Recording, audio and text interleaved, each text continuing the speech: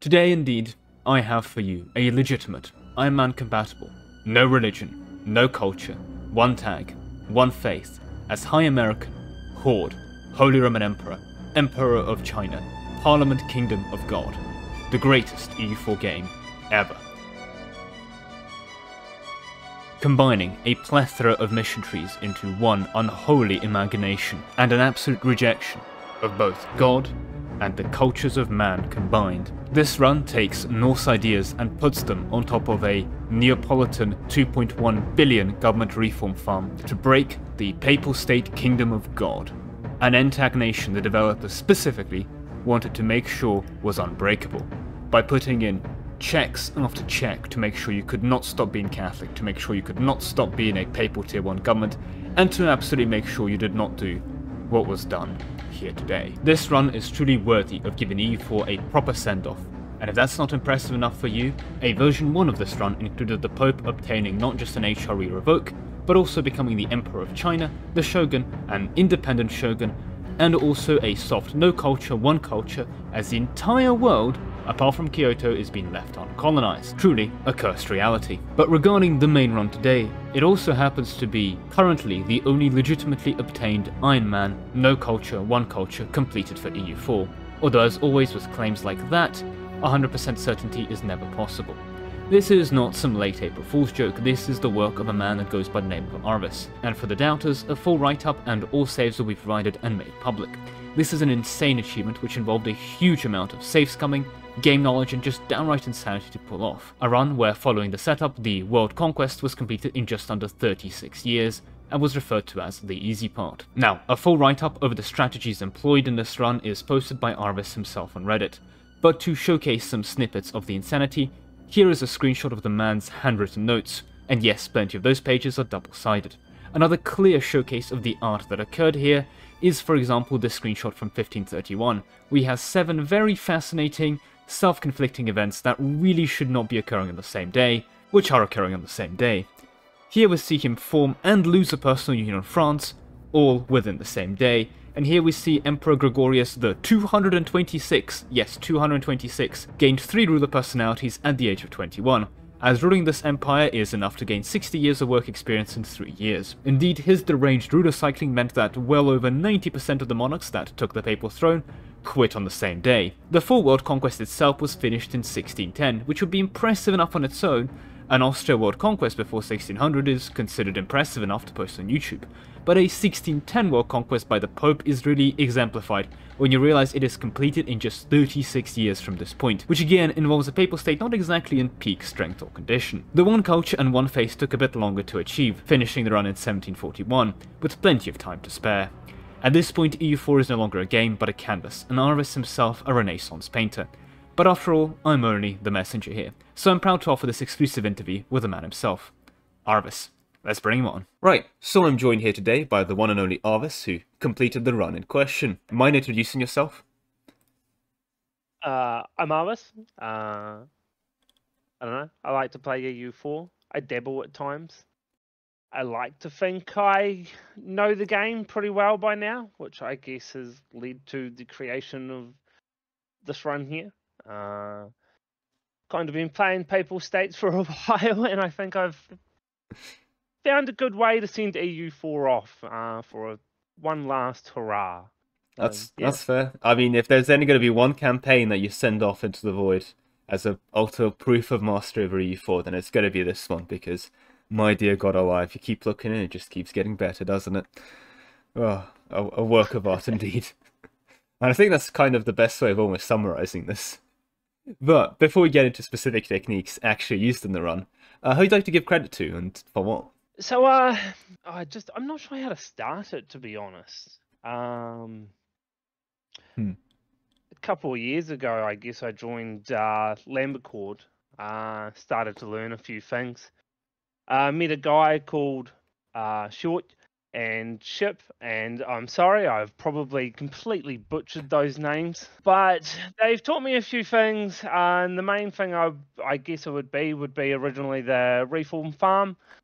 That is something that you use with the Naples Rebels, and that will lead you to 2.1 million reform. Short has helped me with the No Culture event from the colonization. He was the one who managed to find that event. And I believe it was a combination of them that managed to figure out the whole Diffmartian swap into the native and the stacking of the government reforms. And just the original sort of how to break it in the first ways. I saw they had a meme, and I saw it one day, and I says, "Oh, look, that actually looks a lot of fun." And they just pretty much said, "Go for it. You should give it a go." And that was 1,000 hours ago of EU4. I've since been trying to figure this out, and yeah, I mean, this is what I got to, I guess. An incredible statement, as some people play 1,000 hours of EU4 and say they finished the tutorial, but when you play 1,000 hours of EU4, you finish your campaign. So, Well, to be fair, there were 2 campaigns. true. There was also a hell of a lot of testing involved.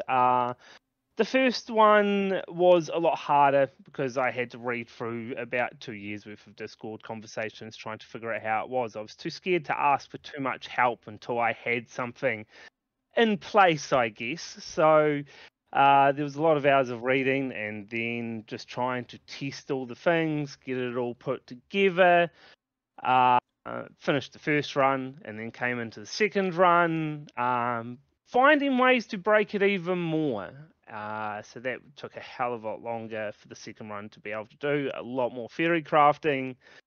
So yeah, I think overall I started, and it's been over about 1,000 hours to get to here. Which is absolutely insane, but still kind of, yeah. It also goes to show how, like, Discord messages are a pretty bad way of storing information, because going through them trying to find something specific can get quite annoying, so I definitely don't envy you on that position. But with that said, well, you did also provide me with quite the impressive list of achievements, which for those wondering at home, if you want to see the full list, like, write-up of the campaign, Arwys is very generously creating a Reddit post of that as well. But looking through it, you got a 1463 Reformation. Now, one of the problems we know and encounter is that if you eat too many people and you conquer too many Catholics, the Reformation actually pops later because there's less Catholics getting Reformation events. But a 1463 Reformation is just completely unhinged. How on God's green earth did you manage that? I mean, you don't kill everyone for start. Like, you've got to be quite small, because you need to do a few religion flicks as you're going through, so you're not killing. You're only taking land you need, but you're pretty much just spamming the investigate heresy button. The math works out to be like 850% is what you get to before it's not worth it anymore. You take the half price courier cost bull after booting a ruler death to get a better ruler, because let's be real, your first ruler sucks. Yeah. After that, you just keep spamming it, and you can get it faster. There has been one done in the 1450s, and you can build the AI events to do that. But I had a lot of other goals, so speed for that wasn't too important. So I was quite happy to get it naturally at just 1463. I mean, it's still ridiculously early, and it's kind of insane to just like go for such an early Reformation nonetheless. So, an achievement. Well, it's with quite that. important because you need it for the Naples Rebel Farm. At the end of the day, if you don't get Reformation, that is what everything hinges on to start the Reform Farm. So it's pretty important to get that out of the way nice and early. Well, that's fair. And I guess on a more broader topic from the whole specific exploits, you've done a lot of wacky stuff in this campaign, ranging from the Naples Reform Farm, as you mentioned, and well, some of it could be considered an exploit. And considering there are some exploits where you literally edit the memory addresses of the game and start with this entire run complete, where do you personally draw the line of what is a legitimate use of a campaign mechanic or an EU4 campaign, and what isn't? Like, where do you draw the line of legitimacy? In my opinion, for something like this, it's kind of all like you're allowed to use anything in it for the aim of the goal. Like, a lot of stuff probably isn't possible without some of these exploits. If it is, it will take a lot longer. It would be quite a bit more challenging to pull off. With already so much going on, you have to just allow quite a few things. Now, obviously, the amount of time I spent birding was just through the roof. My draw the line would be no external programs. Everything was done by my own two hands, just sitting there clicking. I was doing all the birding. I didn't use any programs to make any quick saves.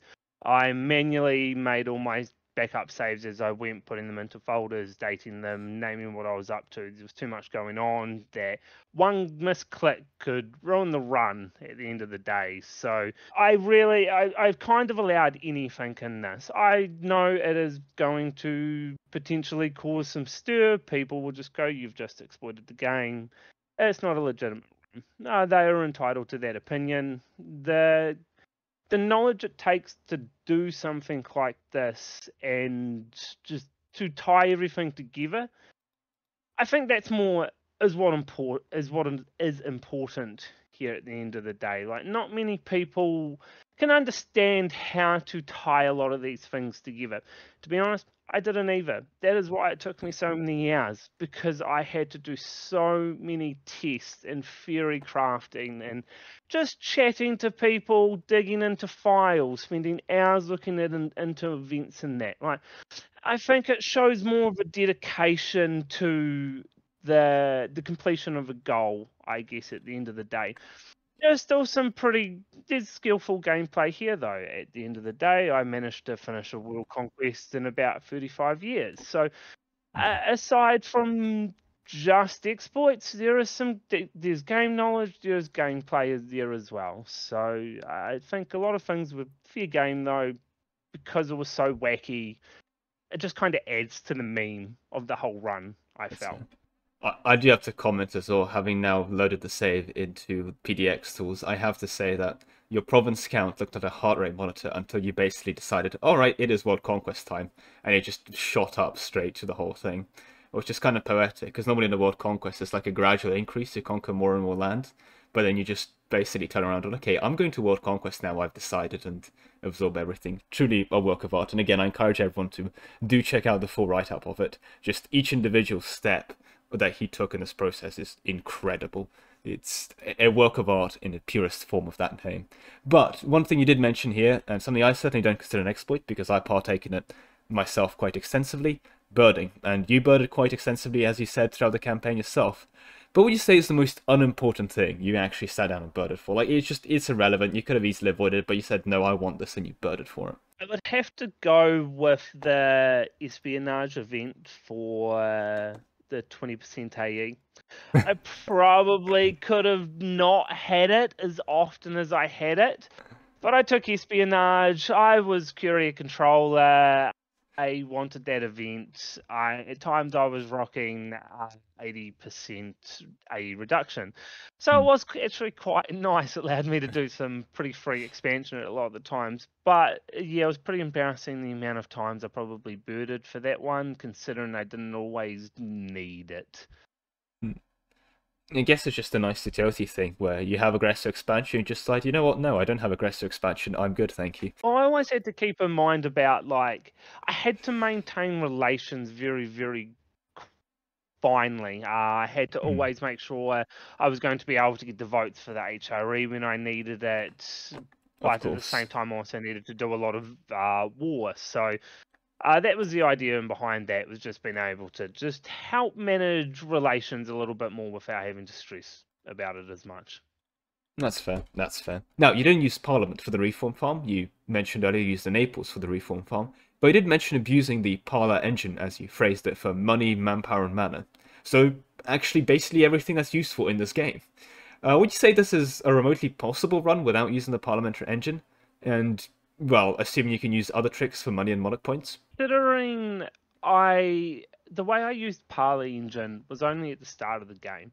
I did use it for a lot of idea cycling to begin with, just to help with some manpower and some money. At the end of the day, you can do all the early stage setup without any of that. I went Horde partway through the run before the World Conquest. Main reason was I didn't want to have the run to be sort of downplayed due to having the Parley engine in place for the one culture. It made it just too easy. It made the world conquest too easy. But at the start of the game, I had a lot going on. It was just a nice wee cushion there. But for sure, without Parley engine, you could definitely pull all of this off. With the reform farm, though, it would be pretty hard. A lot of things you might have to wait until a bit later on in the game. Having the reform farm itself was quite important for making sure natives stayed native when you released them. It was important for the HRE revoke. It was important for going the religious no penalties from the tier 9 and monarchy to help with the Norse ideas. The reform itself was extremely important through the run. Parley engine itself was only a cushion. It does mitigate a lot of skill through the play, so I didn't want to be using it through the whole run. For example, one of the other things that this government reform progress let you do is you kind of just ignored governing capacity here. Like, you didn't build the GovCap monument, which, even though you absolutely can do it, because you don't need to, you just have the reform progress to expand administration again and again and again. You can just press the button here and you're good. Yeah, pretty much. So, yeah. Don't waste money where you don't need to waste money. And just goes to show 32% inflation is more than manageable. I legitimately don't know where that came from. I guess it goes to show how much you pay attention to economy sometimes in a game like this, actually. If you have no idea where that came from. I pretty much done the whole run with no loans, so I'm not sure why it's that high. Oh, TC. That would not help. Assuming all the TC investments. But when it comes to campaigns like this, I'm going to assume that not everything always goes to plan. And many times, when something does go wrong, you can just bird and make it go away. But what was something that went wrong that you couldn't actually fix through birding? I would say the biggest thing that caused me a problem that went wrong was trying to make myself no religion. There is a block in the Papal States, and they are not able to go bankrupt and go no religion. I was able to do that for no culture. Other nations can go no religion through bankruptcy, though. So what I had to do was set up a situation where I was able to declare war on a Catholic nation. I had changed my religion to Protestant. I was able to use Deuce Vault, which gave me the CB. In there, I was able to force religion. Now, I had to make that country go bankrupt at the same time as piecing them out. Now, the problem with this was you can't, for some reason, make an OPM nation go bankrupt from interest. And I don't know why, but it made it really, really hard. Like, they would just, for some reason, get their base income every month, and it would show them supposed to be losing -7, and they were climbing treasury. So that was probably one of the most frustrating things that went wrong.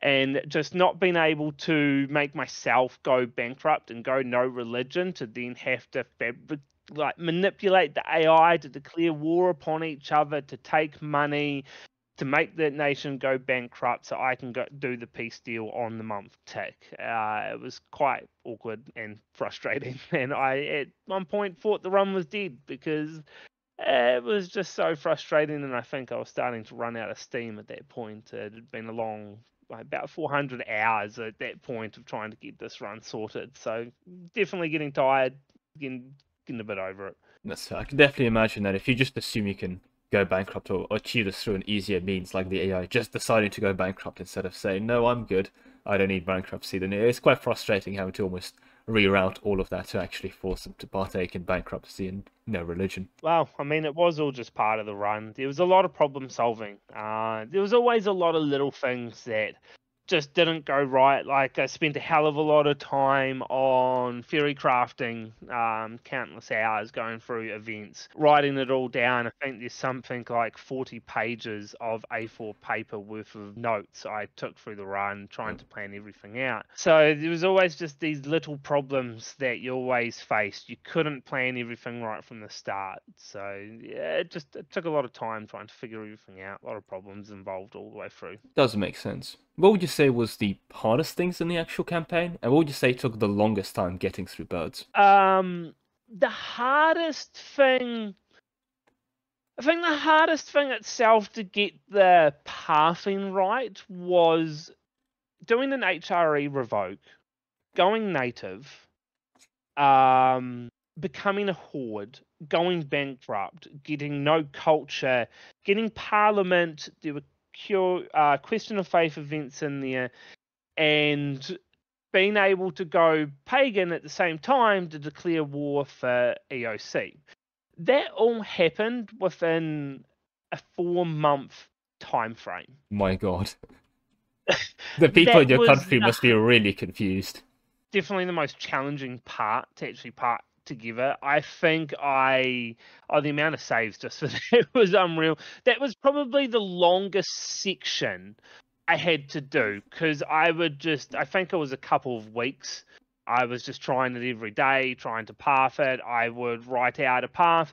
I would try it out. I'll get to a point and go, no, this broke. The problem is, it's got a little bit like a chicken before the egg, or egg before the chicken type situation. I needed to obviously be in the HRE. I needed to revoke, but I also needed to change religion because I needed to go animist. But if I was animist, I couldn't revoke. But I also needed to go native. So at times I was running into issues of the empire dismantling. So that was the hardest part. But obviously, I needed to move my capital into a no culture province as well, which I only had one of in Africa. As I was testing it, I came up to a nice wee little quirk of the game. And as I lost the war to become a native, what it did is it actually allowed me to move my capital out of the HRE. So I was then able to change religion. And because I'd revoked, and then I'd lost 2 reforms, which allows me to now change my religion and get my question of faith event fired. I am then able to lose the war and go native, and then I could finish off my revokes and move my capital into the no culture province. And you would click the first native reform, and you would go as an OPM nation on your capital. And at that point, that was in the no culture province in Africa. And then I would just go bankrupt. Yeah, and then oh God. So that is that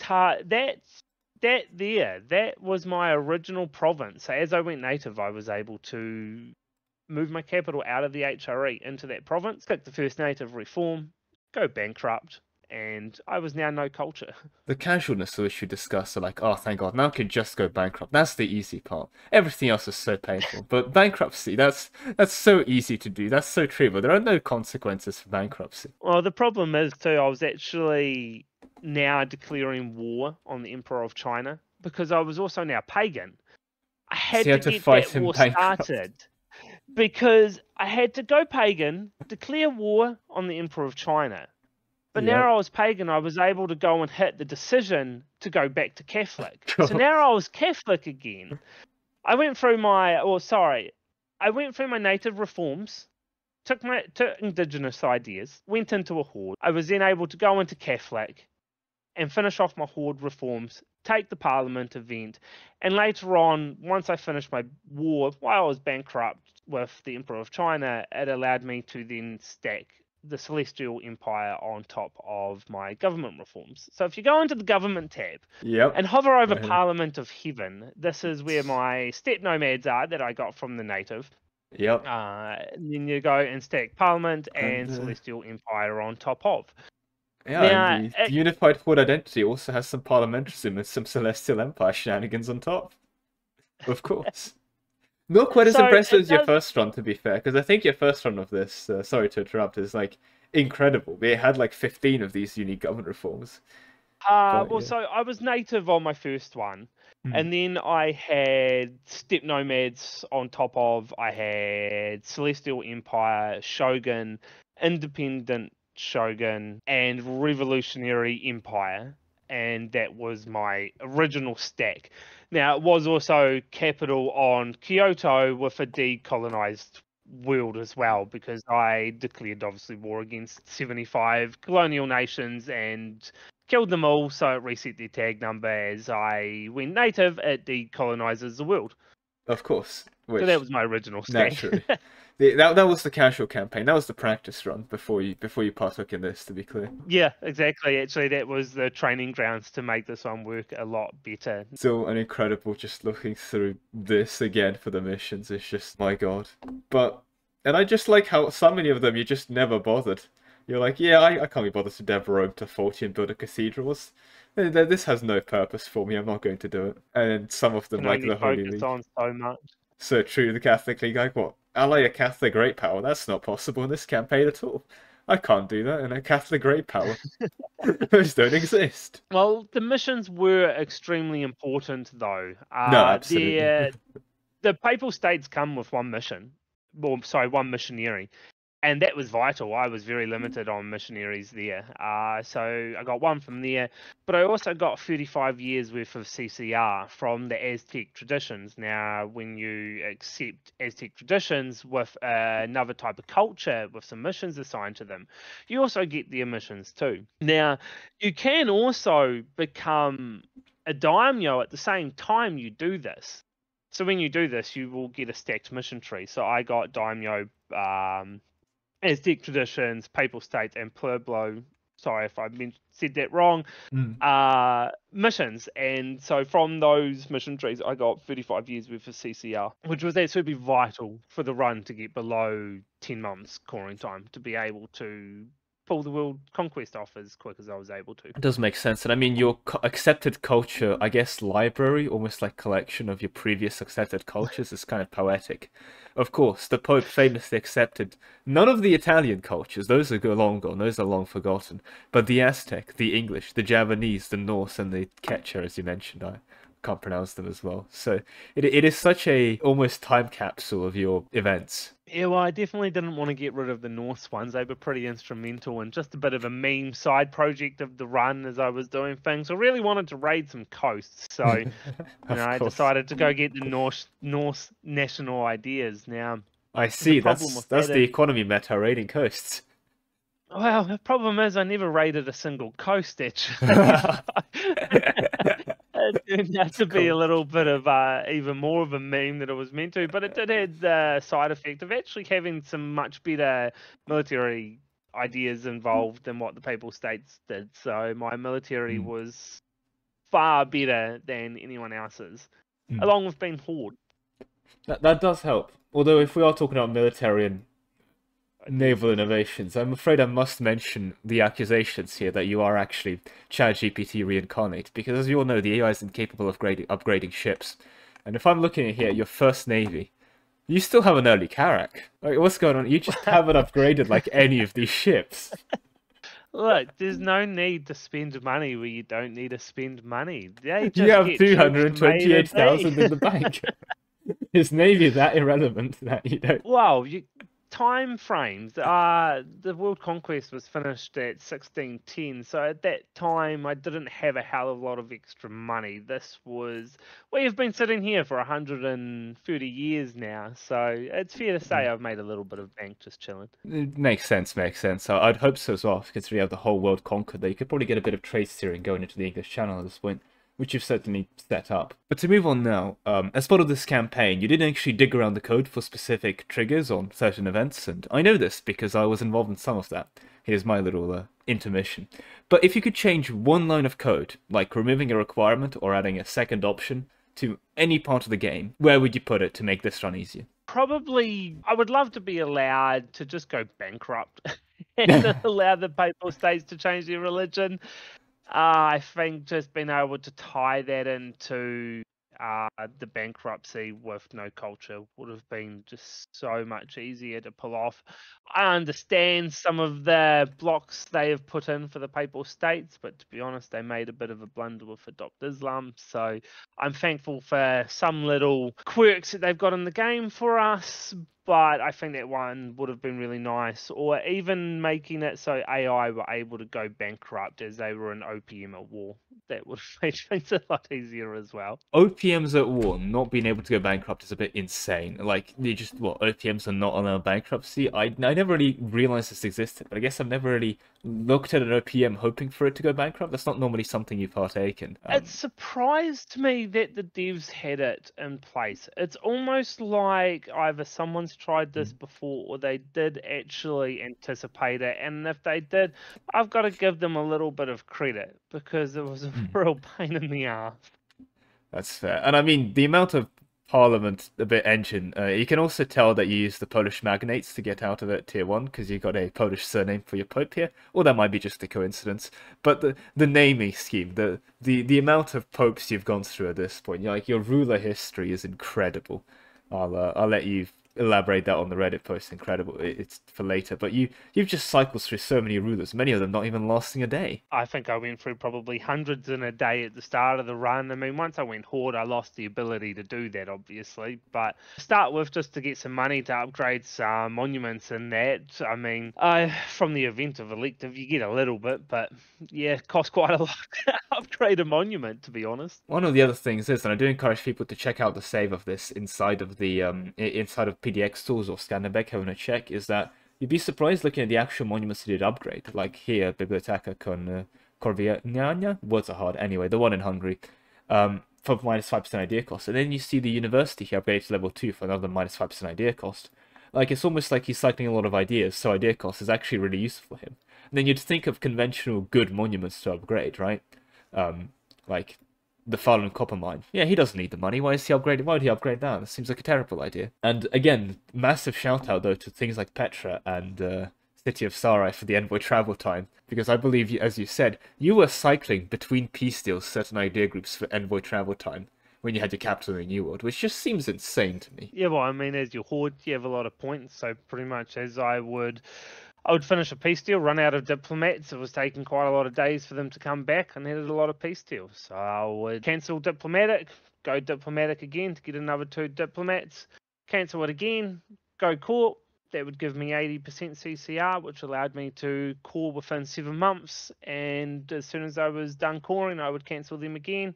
And I would get diplomatic for my next round of peace deals. An absolute insanity of an approach. Of course, you can make the diplomats immediately return home by firing them and getting new ones. I'll bear this in mind in my next multiplayer game. With that said, though, before I do, I'll let you go. I do have to ask: are you okay? Is everything good at home? Well, I think so.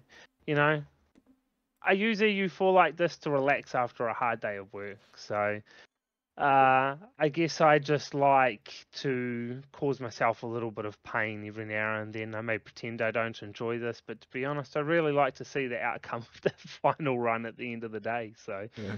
The outcome is incredible and a genuine work of art at that. I mean, it is. You normally don't go in the culture map mode and see every province pretend to be uncolonized. But you've created quite a dystopia here in the poetic sense of the word. The Pope going completely psycho mode in 1444 and campaigning throughout the world doing really weird things that no one understands to enforce an atheist, no cultural society upon the world. Which, by the way, you did also get rid of quite a lot of development here, because 17,000 ending development is quite the reduction of human population, don't you say? Certainly, that's what Horde does to the world. I think it was the true holy Horde is what I like to refer to it as, I guess. Of course, following the tenets of no religion, no culture. And again, I don't think I've really ever seen a run where state maintenance is your greatest expense, but it just goes to show what a unique setup this whole thing was. Yeah, well, I have to as I was going through the end of the run, obviously, I needed to micro my missionary strength. So I was putting things into states. I was building churches and using the state edicts, just trying to give as much missionary strength as possible. I was trying to get the run done as fast as possible at the end of the day. No, for sure. It's actually kind of poetic how you can absolutely see like the borders of China on the cathedral building map mode. Because everywhere around it, you've built all the cathedrals, but China, for some reason, apart from the one province which you actually did state, you didn't bother with cathedrals there, because I guess you didn't need them. It's a You could see where I was converting before cathedrals were unlocked.